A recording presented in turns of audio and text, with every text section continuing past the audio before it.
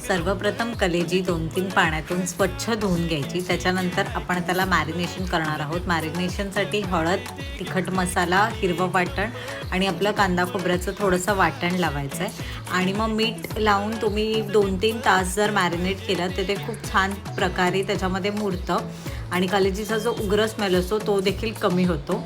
कढईत तेल तापल्यानंतर तुम्ही 3-4 लसणीच्या पाकळ्या घालू शकतात। यानंतर आपण ह्यात कलेजीचं जे मॅरिनेशन केलं आहे ते घालायचं आहे आणि तेलात छानपैकी परतून घ्यायचं आहे। ह्यात आपण कुठेच पाणी वापरत नाही आहोत। एकदा परतल्यानंतर नुसतं झाकून ठेवायचं आहे, सतत ते परतत नाही राहायचं, यामुळे कलेजी तुटू शकते आणि मग ती छोट्या छोट्या तुकड्यांमध्ये दिसू शकते। त्यामुळे मी आता छान वाफ काढली आहे आणि वाफ काढल्यानंतर तुम्ही ही भाकरी, पाव, चपाती किंवा भातासोबत देखील खाऊ शकता। सो यंदाच्या गटारीला ही रेसिपी नक्की ट्राय करा।